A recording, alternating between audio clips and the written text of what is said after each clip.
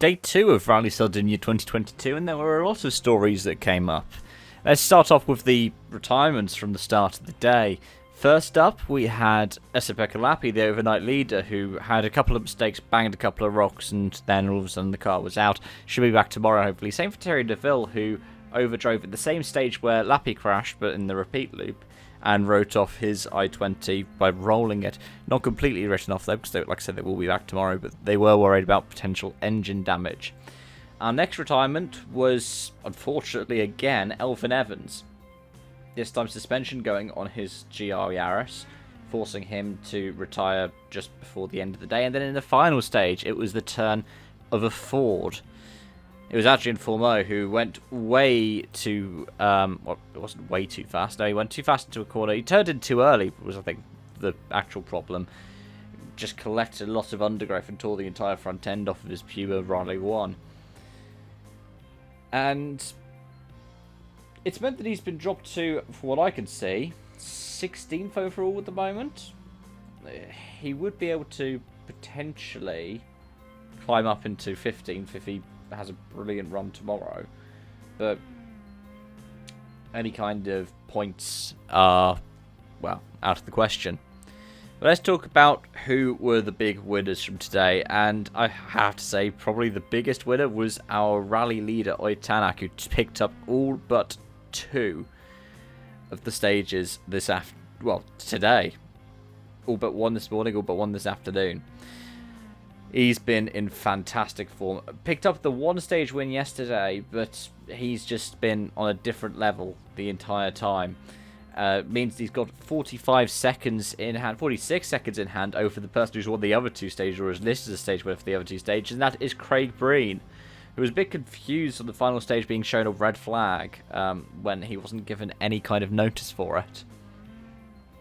But yeah, he's now 20.8 seconds clear of Danny Sordo, who's in 3rd, and then 4th place is Pierre-Louis Loubet, who overnight was in 3rd place.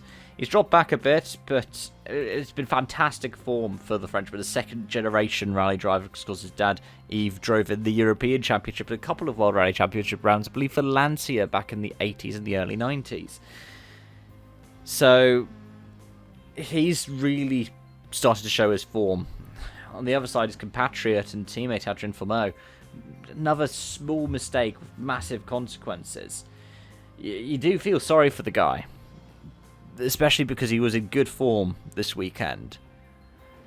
But only 1 point finish for this season so far.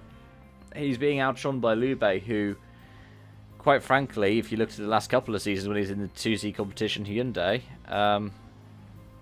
didn't really have the performances that are comparable to what he's doing here in the Puma. 5th place for Robin Pera, 2 minutes 23 off the lead, which, well, if you compared it to Portugal when he won whilst being the road sweeper, you'd be like, oh, that's a bit dismal. But this is what you should expect from somebody who's sweeping the road, especially somewhere like Sardinia. It tells you something about how brilliant he was able to win in Portugal, and how fantastic he's been able to be in keeping it clean, that he's in 5th now. Of course, he has benefited from some issues for Gus Greensmith and Taka Katsuta. Katsuta notably having issues today that meant he was slowing down noticeably.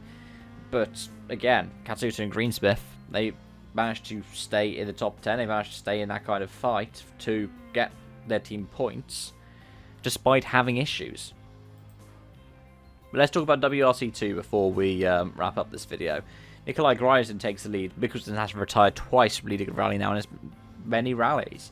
And with a crash for Linnemai, it's Griezmann, Solans, Ingram, the top 3. 4th is Hutton, and 5th, Sami Payari. Which means as well that he's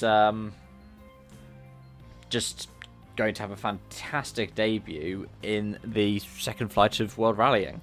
Peter Ryden 6th, then Fernandez, Marchek, Prokop, and Fast Freddy Loix just inside the top 10. Some people have had some horrible forms. Johan Rossel and Marco Balacha dropped way down the order today. I believe they had different incidents. It cost them, well, in the case of each of them, about 10 minutes. So it's good that they're still running after all of that.